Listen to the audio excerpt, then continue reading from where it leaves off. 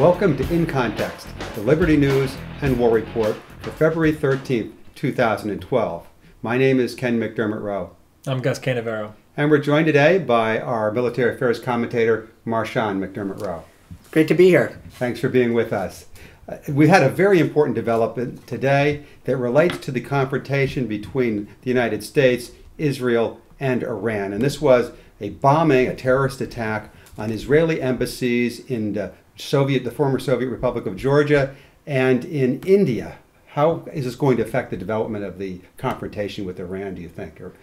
Well, I found the whole situation with the attack to be very strange, very, very confused to begin with. I mean, we're first of all to assume that these so-called bombers would ride in on motorcycles, plant their explosives underneath. Okay, granted, one was found, so we didn't know what that would do. But then the bomber in India catches the car on fire. So, I mean, you could have done more damage if you threw a can of gasoline on top of it and lit it on fire. I mean, the vehicle burst into flames, as actually can be seen from this video. It didn't quite actually burst into flames. The fire appeared to erupt in the trunk. And then the vehicle kind of caught fire, smothered, burned. No one was killed? No one was. I mean, there was a woman who was hurt. But I emphasize, I spent a number of years as a fireman, and I tell you, I can't imagine anybody being significantly hurt by that. Aren't in a league with the recent attacks, for example, in Aleppo, where scores of people were killed. No. Well, the confusing thing about the story, and we were just looking at it, was that it said that it was a fatal attack, but then it didn't name anyone who was actually killed. It just named the intended targets and people who were potentially injured, but it didn't say who was killed. No one was killed. In fact, at least according to every article I've read, the only person there was one injured, minor injuries, and it was the wife of a defense ministry official. Because one of the bombs was dismantled, right? The one in Georgia, in Tbilisi. And has Israel accused anyone of perpetrating the attacks? Almost immediately. The first thing Israel does is they accuse Iran. They say, we know Iran is behind this. Now, I find Israel's How could they language, know that, first of all? How could they? There's honestly no way you can know right off the bat. No one was captured, right? No one was captured. No arrest. No arrests were made. And presumably, if the Israelis had agents inside Iran and they knew the attack was going to happen, they would have stopped it beforehand. And what I find is interesting also is the language the Israelis use. Because if you go to the Israeli news websites of Debka, is an Israeli intelligence newsletter, Debka.com, and Haaretz, which is an Israeli newspaper, they all accuse Iranian Hizbollah operatives, which probably to the average person doesn't seem like a big deal, but is kind of like saying those evil Russian IRA fundamentalists. And this is being it doesn't really make a whole lot of sense. The backdrop for these part of the backdrop for these attacks, the recent attacks, the killings of nuclear scientists in Iran, as well as the bombing of a nuclear facility in Iran, which killed an Iranian general. Now, Israel hasn't officially accepted responsibility for that, but it's been strongly insinuated by the Israelis. It's actually been strongly insinuated by our own CIA. The United States Central Intelligence Agency has actually acknowledged that we believe it was the Israelis that blew up the scientists, which provides an interesting coincidence. Now, the Iranians, in any so-called terrorist attack or covert operations, I prefer to say, because that's what we call our terrorist attacks, is covert operations.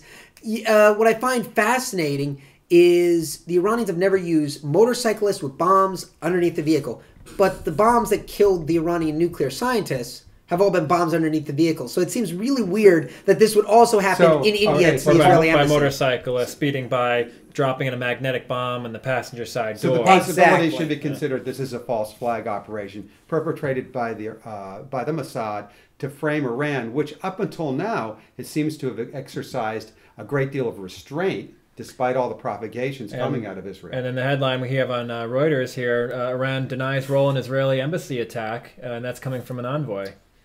Exactly. And again, another thing I find interesting is Iran is relatively bellicose. So they have a history of saying, if you attack us, we will destroy you, we will grind you into the dust. They never said they were going to attack until they themselves have been attacked. Now, arguably, have they been attacked? Yes, the Mossad blew up their scientists. We acknowledge it.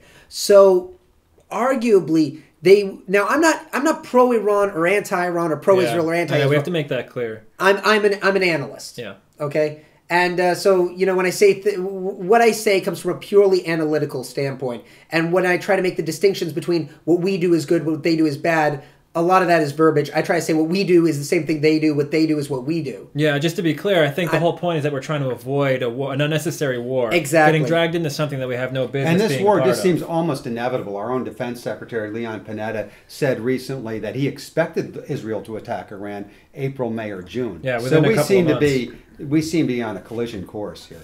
Exactly. And it's something that we as the American people have the ability to stop because we still live in a democracy. And we have the opportunity, you have the opportunity to get out there on the streets to either protest or write to your congressman or senator or try in some way to prevent us from heading towards what is an inevitable catastrophe. Now, as we look back to the interview with General Wesley Clark, where he talked about seeing the memo in the Department of Defense back in 2001, calling for the United States to take over a number of Middle Eastern countries, including Syria, and he said finally with Iran. Syria and the escalation of tensions with Syria are threatening to are asking for the overthrow of the Syrian government, demanding it.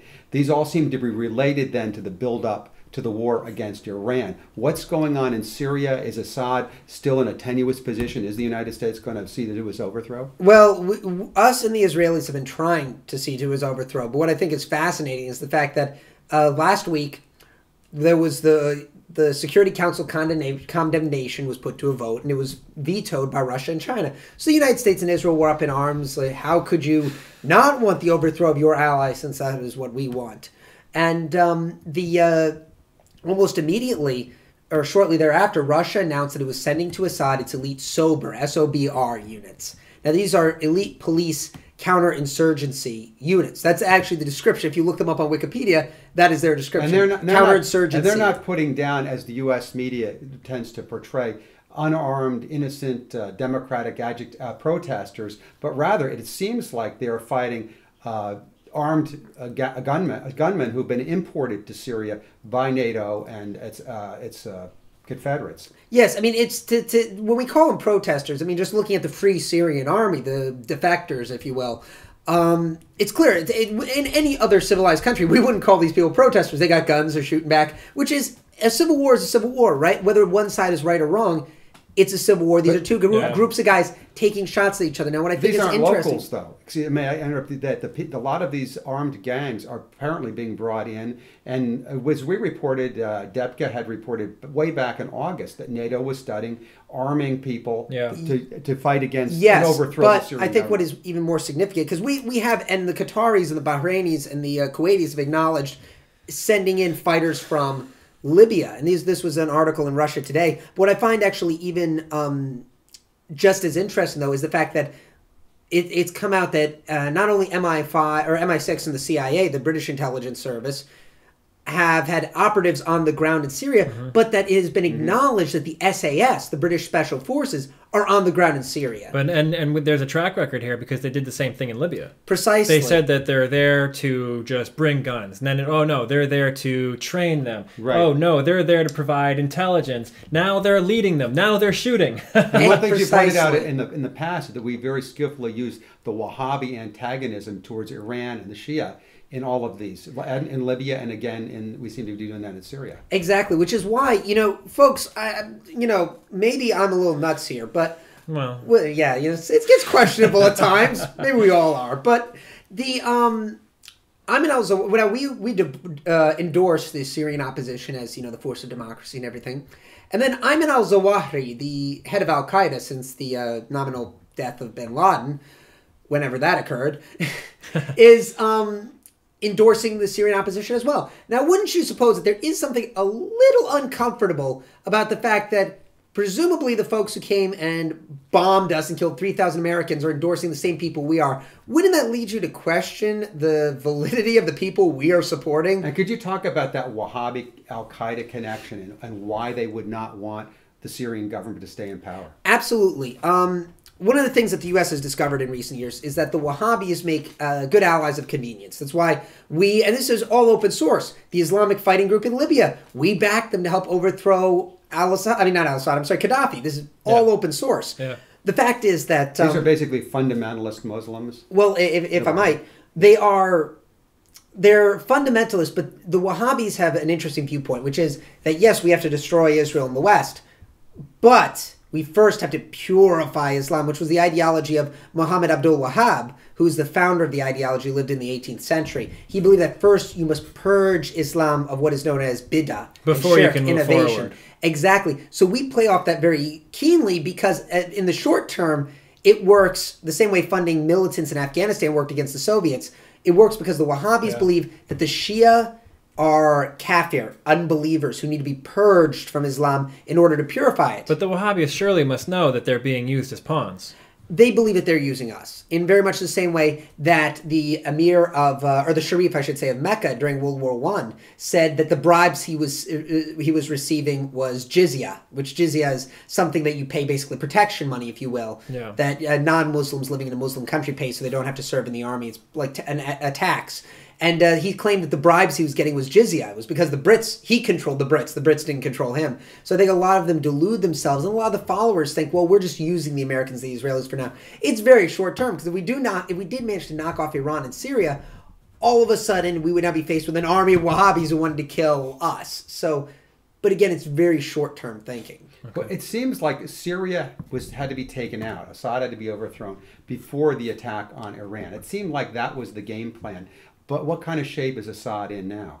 Well, Assad's in a very strong position. I mean, as you can see from this Debka article, and again, I love to cite these sources because Debka is an Israeli intelligence agency. You know, these are presumably our allies. They know what they're talking about. And you're not getting this in the Western media. They're saying that Assad is, in essence, wiping out the resistance piecemeal now. And a lot of this has to do with the fact that the Russians have acknowledged their intelligence agents are sending, their military intelligence are sending to the Syrian military intelligence satellite imagery of the rebel areas of Syria. And so this allows, instead of having to roam through the streets looking for rebels, and urban warfare is the bloodiest. You're to expect 70% casualties going through one building. So Russia, the U.S., and its allies are fighting it out in Syria through agents, essentially.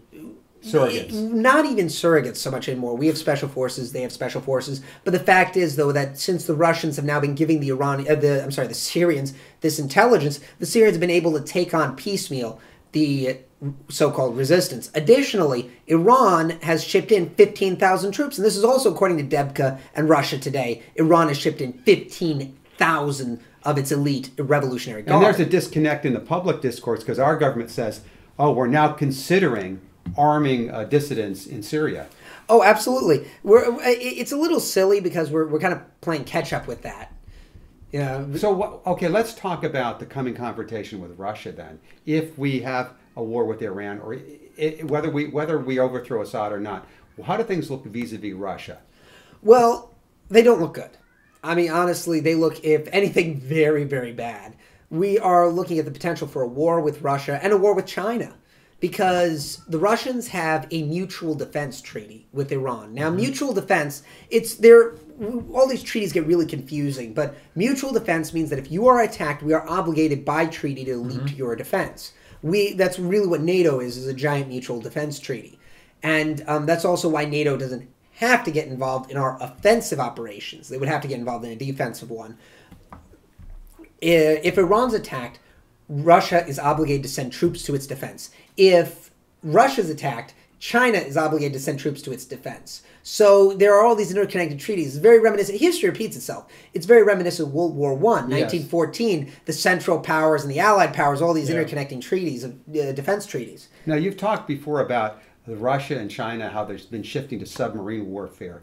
And I understand there have been recently some developments in terms of the arming of Russian submarines. Yes. Now, this is very important for people to realize. We think of Russia, we still have the image of a collapsed, decadent country that's, fell apart after years of failed communism and all the rest of it at the end of the Cold War. And we still think of them as poor, living in rags, and this is a typical American ignorance in many cases. The Russians have been making leaps and bounds with the help of the Chinese. Part of the Russian and Chinese Mutual Defense Treaty is exchange of scientific information. They've been working together on a missile called the bulava. It's a submarine-launched intercontinental ballistic missile.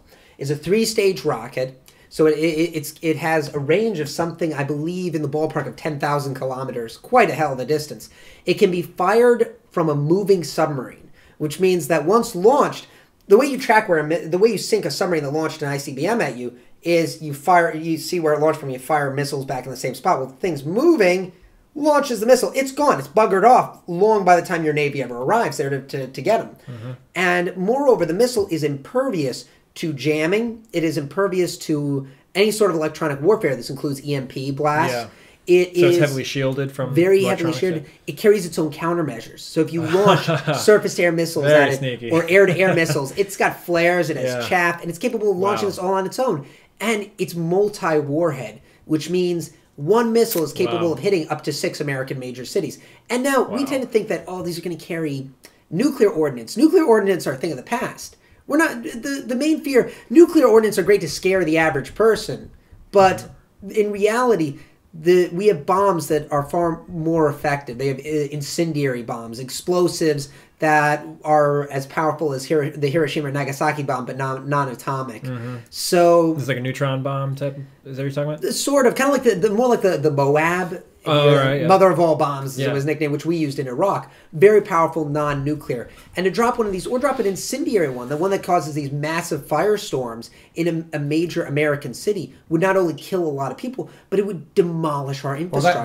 Well, that brings up such an important question. If a war should break out and China and Russia come into it in the Mideast, would it remain a regional war, or could it expand? Would the Russians have any reason to try to hit the United States, in our home territory? Depends. I mean, one thing we have to remember is that a war with Russia and China is unlike any which we've ever seen before.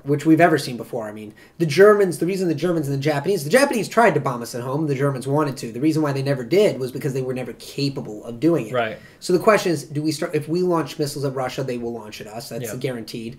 If they think that it will break our will, if they're slogging it out with us across the deserts of Iraq and they say, that's it, we want to end this. The fact is, a good example is you look at... Well, they could hit some of our ports and then just cut us off from the outside, and then we can't refuel, we can't send supplies. And you look at our reaction to Katrina. Katrina was one hurricane hit one major city. Not. Now, but imagine if you hit a bunch of American major cities.